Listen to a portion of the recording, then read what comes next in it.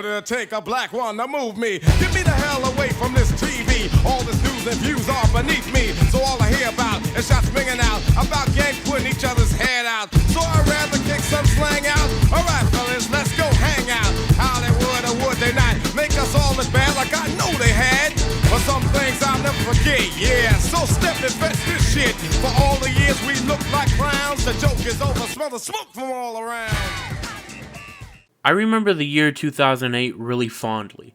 I had just started kindergarten, the best live-action DC movie had just come out. There was that really nifty housing crisis.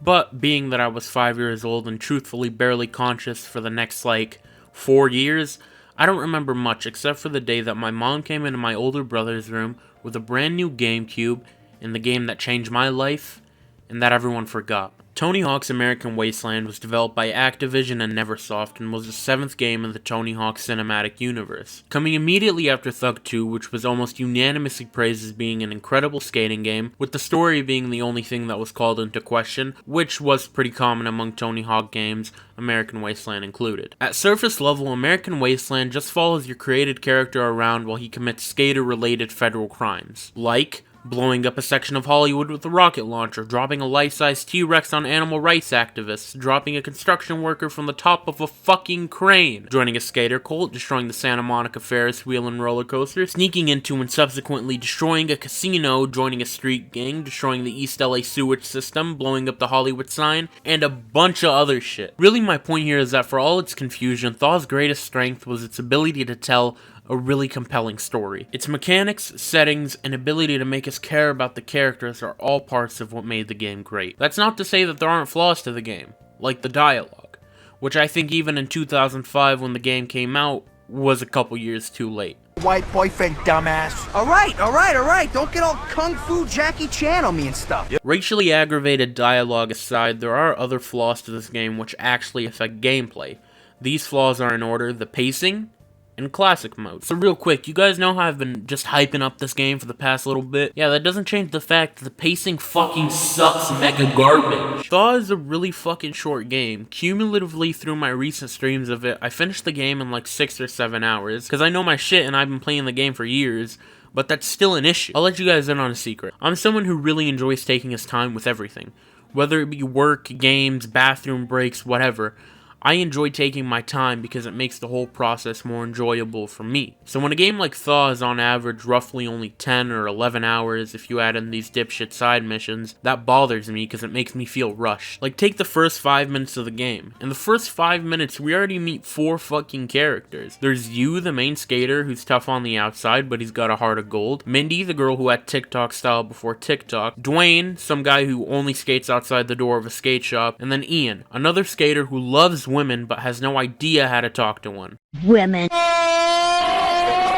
It bothers me that in 5 minutes I met 4 characters and 2 of which I'm basically told nothing about and then never encounter them again until the end of the game. It's especially frustrating because with the game being so short, where the fuck can I encounter them? I mean, yeah, you see them at the AM Jam, but there isn't even an acknowledgement of their presence outside their names being listed on the screen. Neversoft, come on man, you know I got abandonment issues, don't do this to me. Shit pacing aside, there is one part of the game that actually just makes me sigh every time I think about it. It's some shit I wish was never included.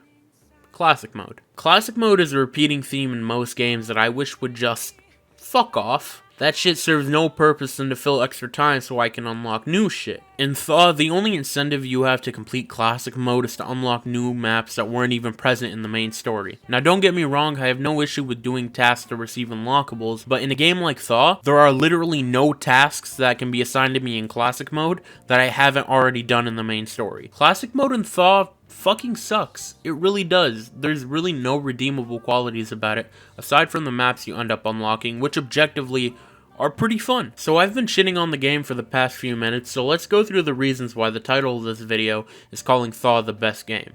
starting off with the mechanics and controls. Look, I've played a lot of skateboard games in my life, and Tony Hawk American Wasteland probably has the best mechanics and controls out of all those games. I played this game on PC, but I mapped the controls to an Xbox controller, and even with that kind of Frankenstein shit, I still had no issues with the controls. I mean, the game did list the buttons on controller with their keyboard counterparts, so instead of saying left X to do a kickflip, it would say left K, because K on the keyboard corresponds to X on the controller. But even that micro fucking issue is really negated if you just spend 30 seconds pressing buttons on your controller. Suffice it to say, the controls are really fucking good. It makes the game more addicting because it's satisfying to complete the tricks you attempt, and it's even more satisfying to chain together a crazy combo like this one. Another reason why American Wasteland is so great, which is specific to me, is obviously the nostalgia factor. This was one of the first games I ever played.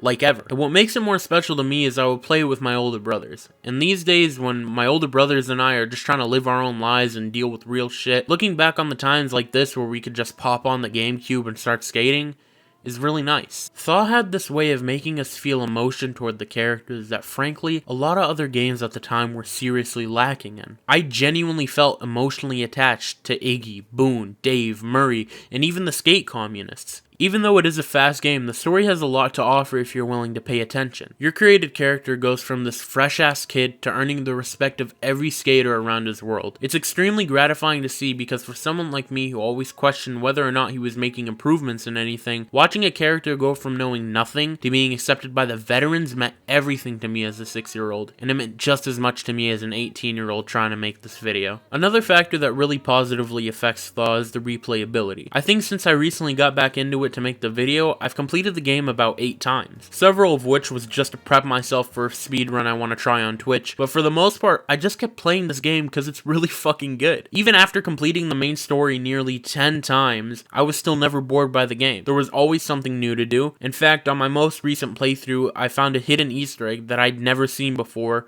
ever. If you skate on top of the apartments next to the Hollywood skate shop and get enough air, you can crash into a secret room with only 2 inhabitants, a construction worker and a goat. In a way, this weird fucking find perfectly exemplifies Thaw's best quality: freedom. From the way you complete your missions and what order you complete them, how you explore the universe, or just go from place to place, everything you do is inherently tied to your freedom. And that's why this is the best game that everyone forgot. His ass all in that wood, Look his ass, I wish he would come. Leroy pop up out that cover, that new Glock, I wish he would come. His ass playing, bitch, I'm really icy. You shicey, that's my dog. But fool, you know I'm really shicey. You told all them OT niggas that you really slap. Tell the truth about your game, bitch, they really dead. Bitch, I got my own fight, don't need some Twitter in the club. All they wolfing on the